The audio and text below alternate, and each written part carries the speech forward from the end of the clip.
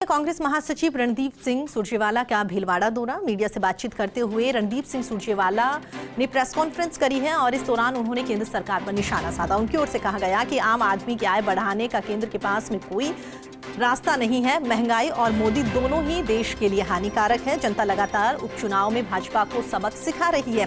कांग्रेस के सॉफ्ट हिंदुत्व के सवाल पर बोले सुरजेवाला, राजस्थान के कुछ नेता भाजपा के झटपटाहट में जी रहे हैं। ओवैसी के बयान पर सुरजेवाला की ओर से कहा गया कि अब तक ओवैसी के खिलाफ केंद्र की किसी भी एजेंसी का उपयोग क्यों नहीं किया गया। साथ ही भाजपा और ओवैसी मिलकर काम कर रहे हैं। रणदीप सुरजेवाला की ओर से बात कही गई।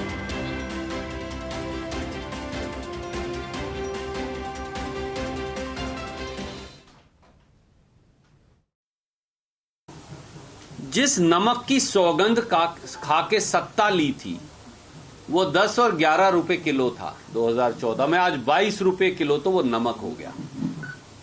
चाय पीना भी मुश्किल हो गया क्योंकि चाय भी 150 रुपया किलो तक चली गई और ब्रांडेड चाय और ज्यादा महंगी। पेट्रोल और डीजल, जिससे भीलवाड़ा जैसे औद्योगिक कृषि क्षेत्र का ये अनूठा मिश्रण है, जिससे ये सारा देश प्रदेश चलता है।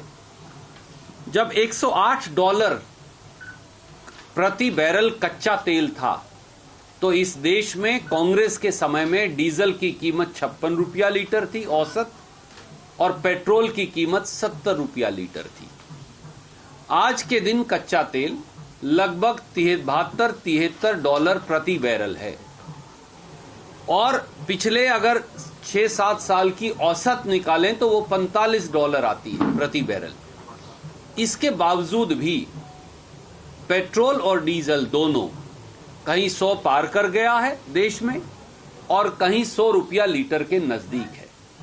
कारण कई बार राजस्थान सरकार पर इल्जाम लगा देते हैं, कभी पंजाब पर इल्जाम लगा देते हैं, कभी किसी प्रांत पर मोदी जी ये नहीं बताते कि डीजल पर जब कांग्रेस ने सरकार छोड़ी तो केंद्रीय एक्साइज 3 रुपया 56 पैसे प्रति लीटर था। 10 रुपया लीटर अब कम किया है चुनाव हारने के बाद हिमाचल प्रदेश इत्यादि का। उसके बावजूद भी डीजल पर केंद्रीय एक्साइज 22 रुपया लीटर है। 7 साल पहले 3 रुपया 56 पैसे लीटर, 7 साल में 32 रुपया लीटर और अब कम होकर भी 22 रुपया लीटर। पेट्रोल पर केंद्रीय एक्साइज 9 रुपया 20 पैसे लीटर था जब हमने सरकार छोड़ी कांग्रेस पार्टी ने। आज भी 5 रुपया कम करने के बाद वो 28 रुपया लीटर है। केंद्र सरकार ने, मोदी सरकार ने अकेले डीजल पेट्रोल से 24 लाख करोड़ रुपया 7 साल में कमाया है और ये सब देश की जनता की जेब काट कर लिया गया पैसा है।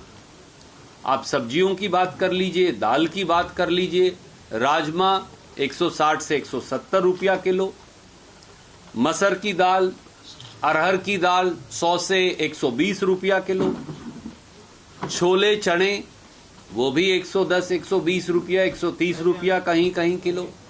अब तो टमाटर भी टर करता है और छौंक लगाने से आम आदमी डरता है क्योंकि वो भी 100 रुपया किलो के नजदीक पहुंच गया। तो आम आदमी जिए तो कैसे जिए? सुबह से उठकर शाम तक जीना दूभर हो गया। और भीलवाड़ा इसलिए बना कि कांग्रेस की सरकार ने इस इलाके के अंदर बार बार सब्सिडी देकर पूरे हिंदुस्तान के उद्योग को हम यहां लेकर आए और इसीलिए ये सबसे तरक्की पसंद इलाका है। पर पहले नोटबंदी से देश की अर्थव्यवस्था को, लघु उद्योगों को चोट मारी गई, छोटे छोटे उद्योगों को चोट मारी गई।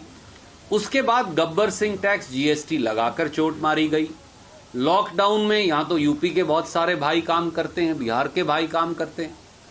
लॉकडाउन के अंदर मजदूरों के साथ जो हुआ वो आप सबने देखा और देश की अर्थव्यवस्था जो है वो अब गर्त में चली गई है। परंतु देश की अर्थव्यवस्था को सुधारने के लिए और आम जनमानस की आय बढ़ाने के लिए कोई उपाय, कोई रास्ता नहीं। तो इसीलिए वो तीनों सेंटेंस जिन पे मैंने शुरू किया था, तीनों वाक्य, कि मोदी है तो महंगाई है, मोदी ही महंगाई है, और मोदी और महंगाई दोनों देश के लिए हानिकारक हैं। ये कटु सत्य बन गया है। भारत सरकार ने, मोदी सरकार ने लगातार ये उपचुनाव हारे। कर्नाटक में मुख्यमंत्री जी ने लगभग अपना क्षेत्र हार लिया, बीजेपी के जो मुख्यमंत्री हैं। 22 सीटों पर हिमाचल प्रदेश में चुनाव हुआ, 1 लोकसभा 3 विधानसभा पर कुल 22 विधानसभा बनती, उसमें भारतीय जनता पार्टी औंधे मुंह गिरी। हरियाणा में चुनाव हुआ, हरियाणा में भी भारतीय जनता पार्टी हारी। अन्य प्रांतों में चुनाव हुआ, महाराष्ट्र में चुनाव हुआ, वहां भी कांग्रेस जीती, भाजपा हारी। उसके बाद थोड़ी सी समझ तो आई, पर अभी पूरी समझ नहीं आई है। 5 राज्यों के चुनाव में हमारा ये मानना है कि अगर देश की जनता एक बार फिर भारतीय जनता पार्टी को धूल चटाएगी तो महंगाई अपने आप कम हो जाएगी, वरना जनता की जेब काटकर महंगाई से जनता की कमर तोड़ने का काम ये सरकार कर रही है और ये सबसे लोक विरोधी कार्य है।